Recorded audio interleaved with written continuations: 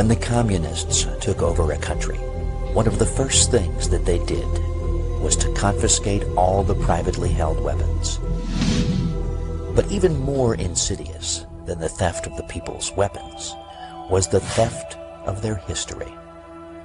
Official communist historians rewrote history to fit the current party line.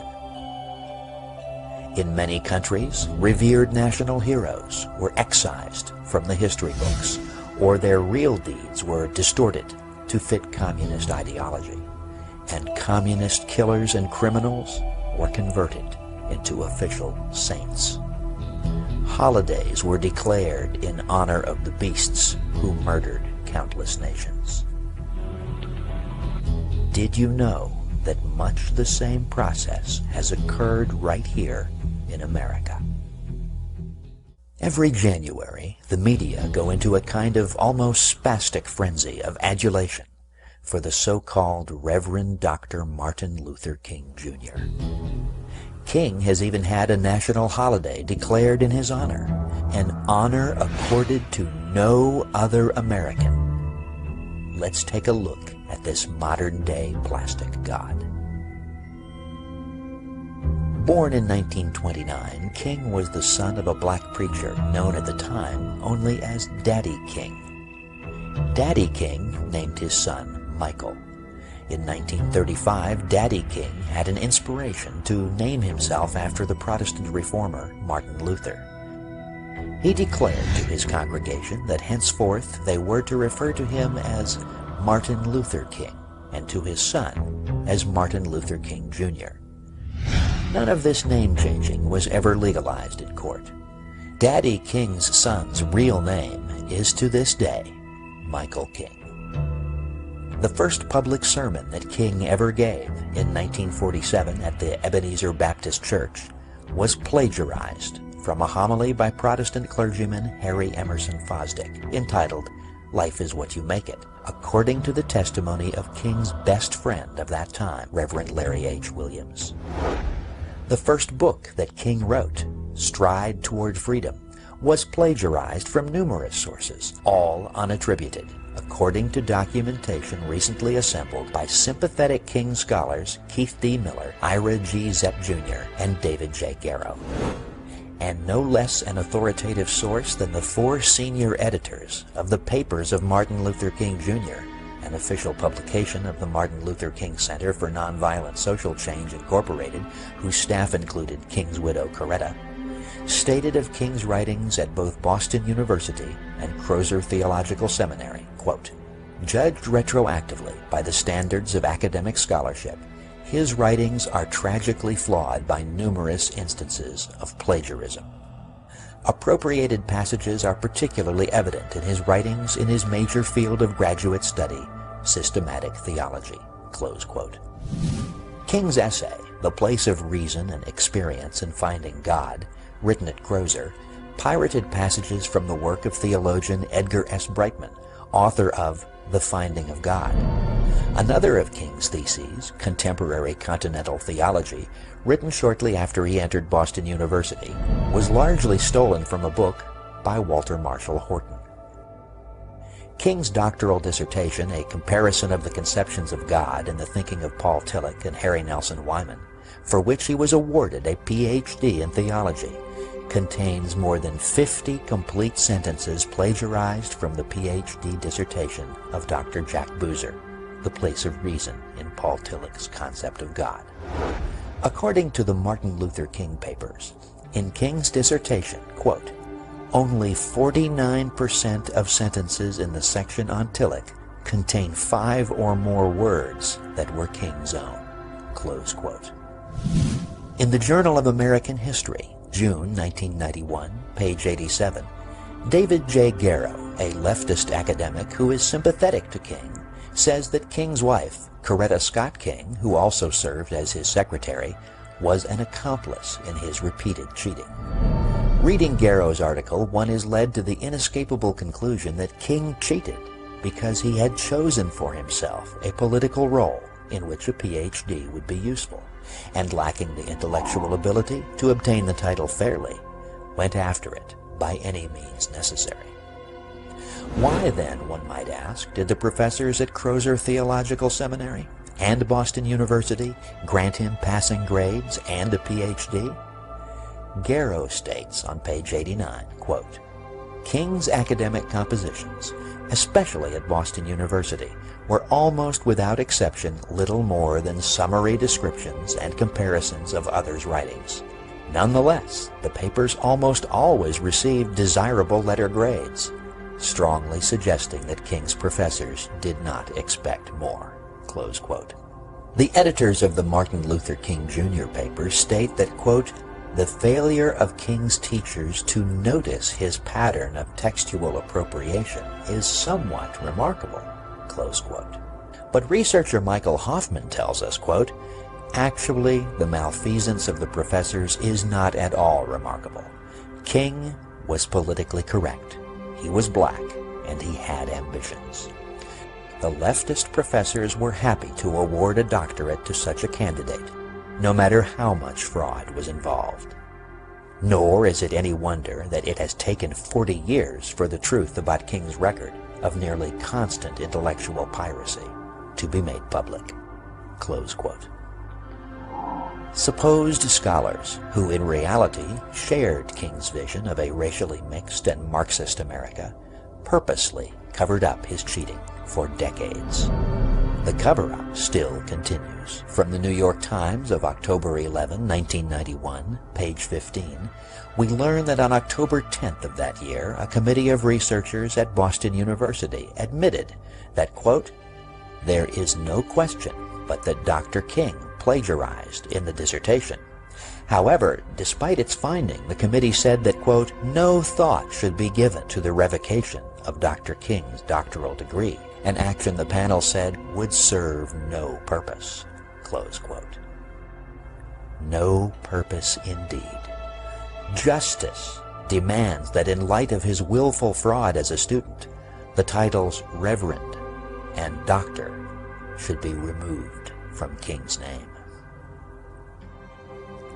Well, friends, he is not a legitimate reverend, he is not a bona fide Ph.D., and his name isn't really Martin Luther King Jr. What's left? Just a sexual degenerate, an America-hating communist, and a criminal betrayer of even the interests of his own people. On Labor Day 1957, a special meeting was attended by Martin Luther King and 4 others at a strange institution called the Highlander Folk School in Monteagle, Tennessee. The Highlander Folk School was a communist front, having been founded by Miles Horton, Communist Party organizer for Tennessee, and Don West, organizer for North Carolina.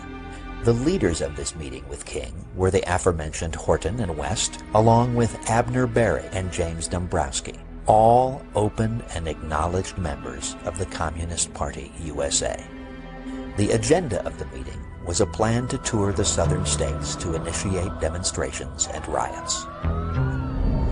From 1955 to 1960, Martin Luther King's associate, advisor, and personal secretary was one Bayard Rustin. In 1936, Rustin joined the Young Communist League at New York City College. Convicted of draft dodging, he went to prison for 2 years in 1944. On January 23, 1953, the Los Angeles Times reported his conviction and sentencing to jail for 60 days for lewd vagrancy and homosexual perversion. Rustin attended the 16th convention of the Communist Party USA in February 1957. 1 month later, he and King founded the Southern Christian Leadership Conference, or SCLC for short. The president of the SCLC was Dr. Martin Luther King Jr.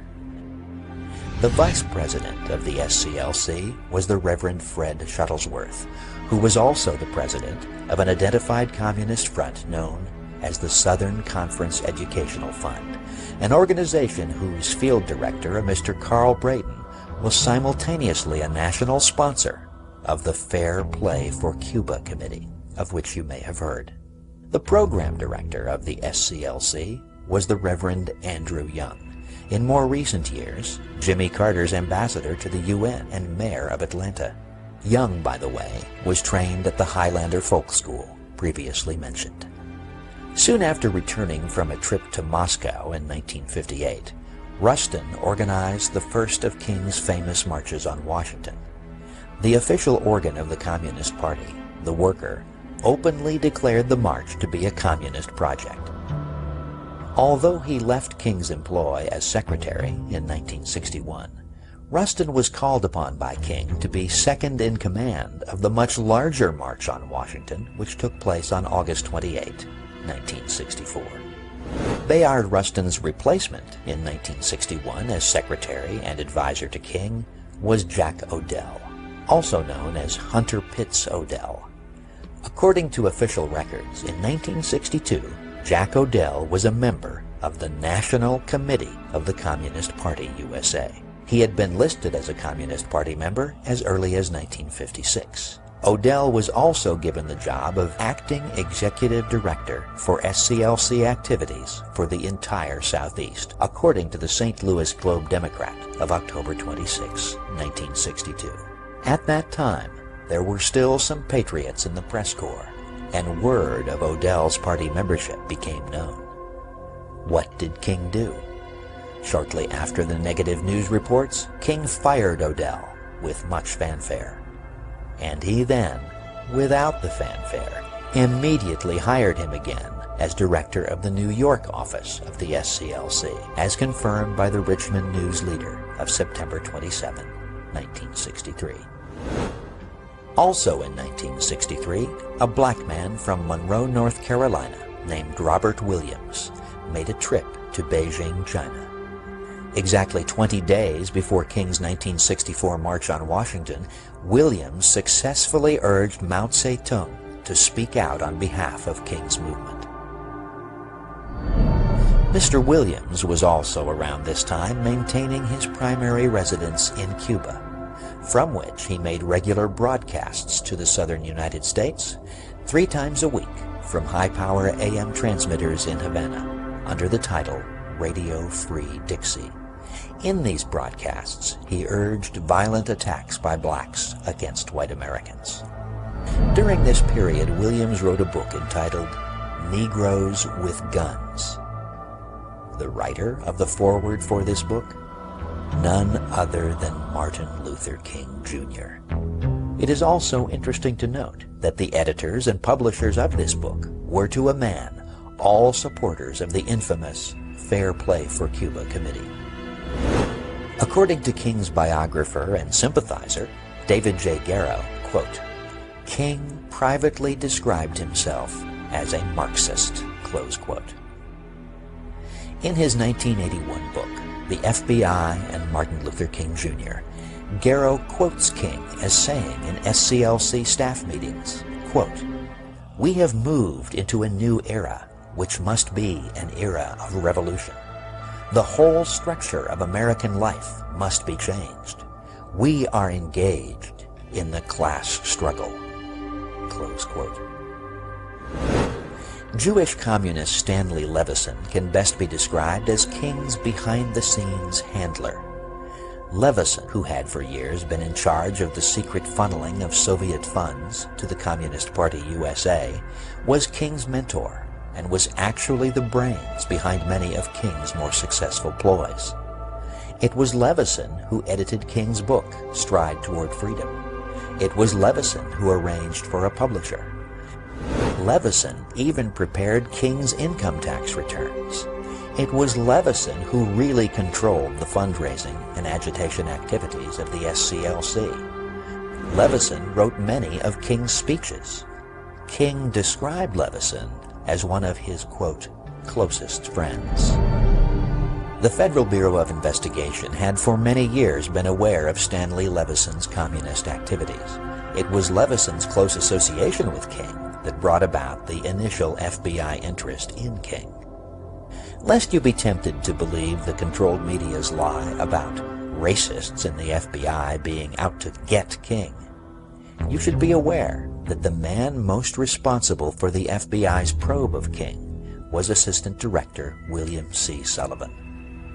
Sullivan describes himself as a liberal and says that initially, quote, "I was 100% for King because I saw him as an effective and badly needed leader for black people in their desire for civil rights," close quote.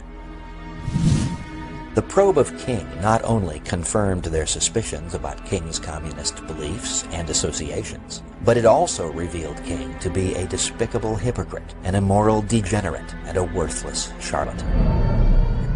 According to Assistant Director Sullivan, who had direct access to the surveillance files on King, which are denied the American people, King had embezzled or misapplied substantial amounts of money contributed to the civil rights movement. King used SCLC funds to pay for liquor and numerous prostitutes, both black and white, who were brought to his hotel rooms, often 2 at a time, for drunken sex parties, which sometimes lasted for several days. These types of activities were the norm for King's speaking and organizing tours. In fact, an outfit called the National Civil Rights Museum in Memphis, Tennessee, which is putting on display the 2 bedrooms from the Lorraine Motel where King stayed the night before he was shot, has declined to depict in any way the occupants of those rooms. That, according to exhibit designer Gerard Eisterhold, would be, quote, "close to blasphemy." The reason? Dr. Martin Luther King Jr. spent his last night on Earth having sexual intercourse with 2 women at the motel and physically beating and abusing a 3rd. Sullivan also stated that King had alienated the affections of numerous married women. According to Sullivan, who in 30 years with the Bureau had seen everything there was to be seen of the seamy side of life, King was one of only 7 people he had ever encountered who was such a total degenerate. Noting the violence that almost invariably attended King's supposedly non-violent marches, Sullivan's probe revealed a very different King from the carefully crafted public image. King welcomed members of many different black groups as members of his SCLC, many of them advocates and practitioners of violence. King's only admonition on the subject was that they should embrace, quote, "tactical nonviolence," close quote. Sullivan also relates an incident in which King met in a financial conference with Communist Party representatives, not knowing that one of the participants was an infiltrator actually working for the FBI. J. Edgar Hoover personally saw to it that documented information on King's communist connections was provided to the President and to Congress, and conclusive information from FBI files was also provided to major newspapers and newswire services. But were the American people informed of King's real nature? No, for even in the 1960s, the fix was in. The controlled media and the bought politicians were bound and determined to push their racial mixing program on America. King was their man, and nothing was going to get in their way. With a few minor exceptions, these facts have been kept from the American people. The pro-King propaganda machine grinds on, and it is even reported that a serious proposal has been made to add some of King's writings as a new book in the Bible. Ladies and gentlemen, the purpose of this radio program is far greater than to prove to you the immorality and subversion of this man called King. I want you to start to think for yourselves. I want you to consider this. What are the forces and motivation behind the controlled media's active promotion of King? What does it tell you about our politicians when you see them almost without exception falling all over themselves to honor King as a national hero? What does it tell you about our society when any public criticism of this moral leper and communist functionary is considered grounds for dismissal? What does it tell you about the controlled media when you see how they have successfully suppressed the truth and held out a picture of King that can only be described as a colossal lie? You need to think, my fellow Americans. You desperately need to wake up.